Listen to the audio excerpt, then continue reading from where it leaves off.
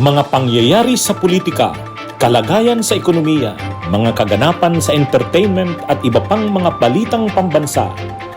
Pinas Update, maging updated sa balita upang maging makabuluhang mamamayan ng ating bansa.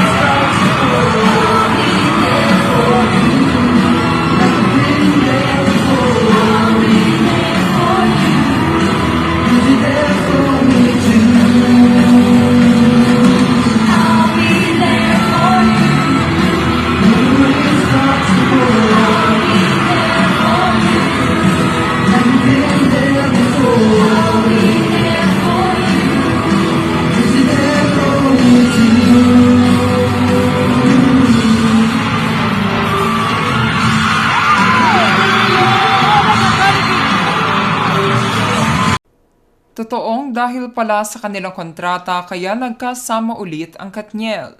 Kaya naman lalong hinangaan ng maraming tao si Catherine Bernardo dahil sa pagiging sobrang professional nito sa trabaho. Bagamat matindi ang pinagdadaanan niya noong mga nakaraang buwan dahil sa pagloloko ni Daniel Padilla at Andrea Brillantes ay nagawa pa nitong makipagtawanan at makisama ng maayos kay Daniel. Totoo ngang nag-iisa lamang ang Catherine Bernardo sa mundo ng showbiz. Ito ang buong detalye. Hindi daw ito ang inaasahan na closure ng mga Katniel fans na makikita kay Catherine Bernardo at Daniel Padilla. Kaya naman sobrang nag-trending sa Twitter at buong social media platforms ang Katniel.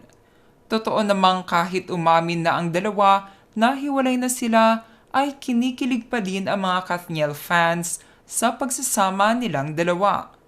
Ngunit nakarating sa amin na dahil nga sa kontrata, kaya naman itinuloy pa din ni Catherine Bernardo ang pagsasama nilang muli ni Daniel sa stage at para na din sa mga Katniel fans na nasaktan nila dahil sa kanilang hiwalayan. Ganito nga kamahal ni Catherine Bernardo ang kanyang mga fans at fans ng Katniel na kahit alam ng nakararami na mahirap ito para sa kanya dahil siya ang niloko ay patuloy pa din siya sa kanyang dedikasyon sa trabaho bilang artista. Makikita din sa video na ito na kinikilig din ang mga kasamahan nila sa industriya habang magkatabi ang dalawa. Tila ba sa loob-loob nila ay gusto pa din sana nila na magkatuluyan sina Catherine at Daniel. Ngunit dahil nga sa insidente na damay si Andrea Brillantes ay hindi na maibabalik pa sa dati ang kanilang relasyon. Humanga din ang lahat sa sexy dance moves ni Catherine kasama ang G-Force, kung saan makikitang sobrang nag-mature na ngayon si Catherine at kayang-kaya na niya ang mga sexy moves na ito, hindi tulad ng dati. Isang bagong Catherine na nga ang siyang aasahan ng mga netizens, lalo na ng kanyang mga supporters. Mas lalong gumanda ang aura ni Catherine ngayong solo artist na siya at mas lalo pa siyang minamahal ng mga tao dahil sa respeto na ipinakita niya sa samahan nila ni Daniel Padilla. At sa kabila ng mga issues na kinaharap nila ay naging matatag si Catherine Bernardo. Nag-viral din ang backstage moment ni Catherine Bernardo at Daniel Padilla. Nag-uusap ng maayos na tila ba okay ng lahat sa kanila. Kaya naman lalo pang tumaas ang respeto ng mga netizens kay Catherine dahil hindi niya binaliwala ang 11 years na pinagsamahan nila ng Katniel. Pinas Update, maging updated sa balita upang maging makabuluhang mamamayan ng ating bansa.